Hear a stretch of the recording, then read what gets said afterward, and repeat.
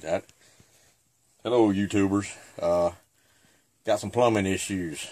I'm not a professional plumber by any means. Matter of fact, I hate doing plumbing work. Very much so. So, this is a little video we wanted to do for DIY. So I looked on YouTube, I couldn't find any professional plumbers which would show me how to put a ball valve joint that was leaking into a space it was already in. The one I had in right here. Of course, it started leaking right where it had been glued into pipe fitting. It was there like this, so I had to cut it out. Well, when you cut that out, you're taking about an inch here and an inch here of your pipe away. So that gives you a space that you have to try to line back up and make it even. Well, of course, my pipes, I had to do a little reconfiguration up here to get it to where I could actually push it up enough to get all my joints in. Of course, if you've ever done any kind of plumbing, they always tell you to dry fit everything. So I've already dry fitted all my pieces, and I found that I was going to have to put an extension piece in. So I got a joint and cut a piece of pipe about 2.5 inches long for my application. You just have to measure. You measure into the depth of your lip inside your joint, and it's usually about 1 inch. And then you just measure what piece of pipe you're going to have to go connect up to your top piece or your bottom piece, whichever application you're going to have to put it in. This is one of my main cutoffs. It's not my cutoff at the meter, but it's the one under the house. When we have a major leak, you need to be able to run down somewhere quick and be able to get this cut off. So look under your house. If you don't have this, this is a vital portion that you need to know where it's located. Because if you ever have a major bust in a pipe, you'll really find out really quickly this is one little life-saving valve that you need. What I've done is I went ahead and glued my piece in that I'm going to have to, my compensation piece for where I had the piece cut out. As you noticed, I've numbered. This is a trick that I learned from a professional plumber on YouTube, actually, and thought, well, it may be a pretty good idea. I had marked them before, but I never had numbered them. If you're putting in multiple pieces, it's good to know which piece, number 1, 2, 3, 4, is going in first. What I did, I sort of had to backtrack on myself because I got to thinking about it, and me and my wife thought and said, well, you know, if I go ahead and put this piece on, then I'm going to have to lift that piece up and get this ball valve in place, which I guess it could be doable, but after we got to thinking about it, we decided let's go ahead and put the ball valve on first. I'm going to glue the ball valve. I'm going to cement it to the bottom pipe first, which is my incoming water pipe. Once I get that on, then all I'll have is this one piece that I think will be easier. We hope it'll be easier. Like I said, I'm not a professional plumber. Not trying to be. Nowhere near a professional plumber. I give all credit to the ones that are, because, trust me, plumbing is not an easy thing to do.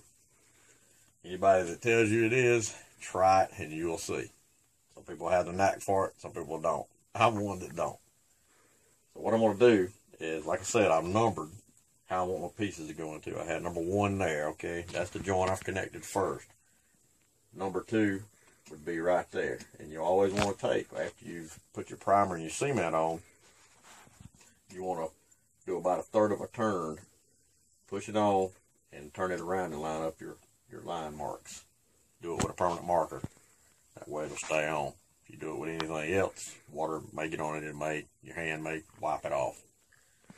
So there's number 2, where I was going to go. Number 3, the number 3 will be right up in here.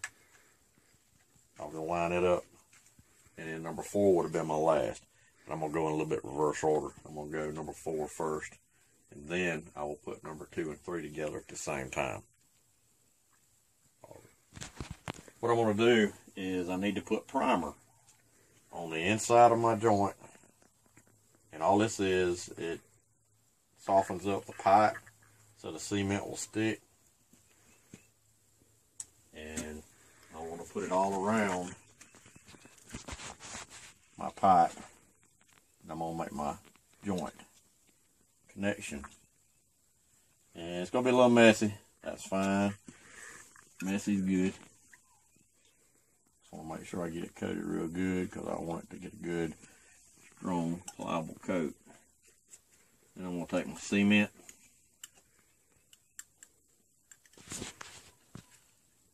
We'll put a thin coat on the inside of my pipe. It's going to drip out a little bit, but that's okay.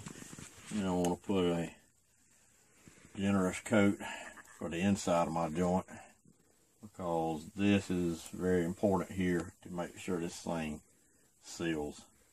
I don't want to leave no spot uncoated.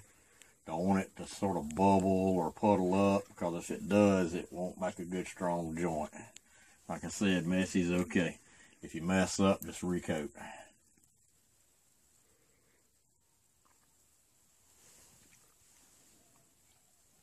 Like I was telling you, I'm going to do the third turn method.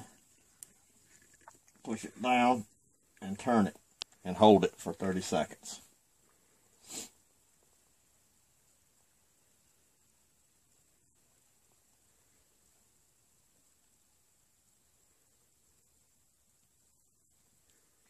Fifteen more seconds. Okay. As you can see, I've already got my ball valve in place.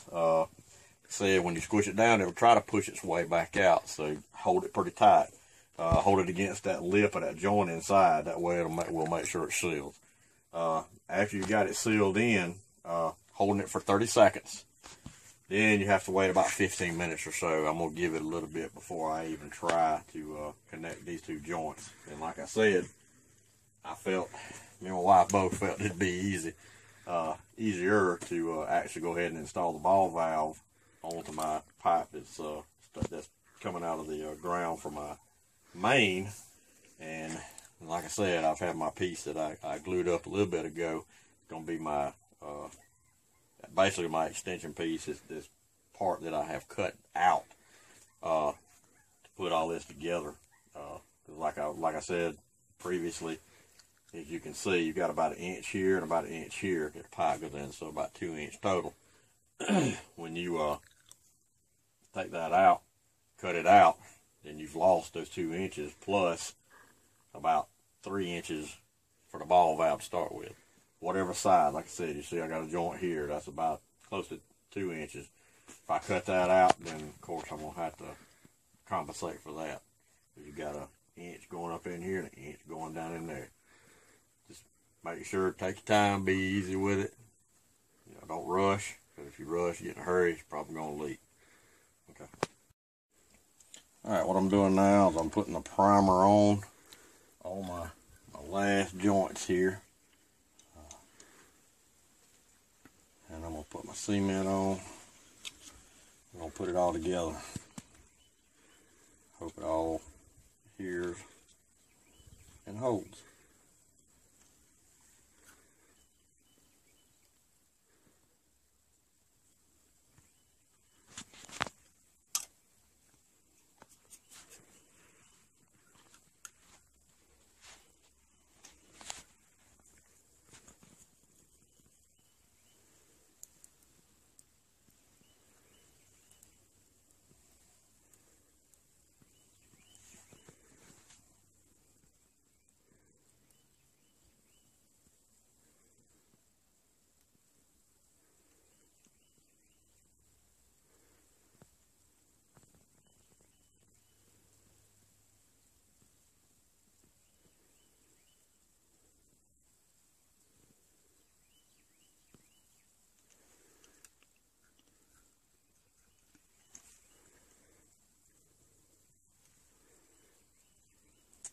Be real generous here.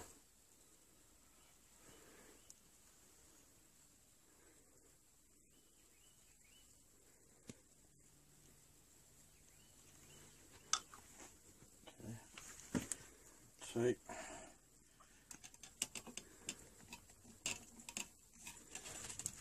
Put that piece in there. Turn it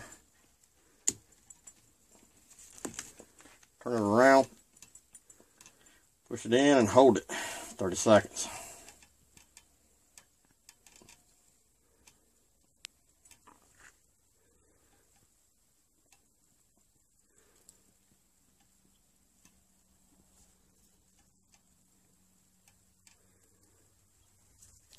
10 seconds. You cut. All right. Okay, as you can see, we have everything joined together. Like I said, to sort of recap, take the time. I'm not a professional plumber by any means, as I said, but try to save a little bit of money where we can, because the plumbers are going to cost you quite a bit to come out to do a little small job like this.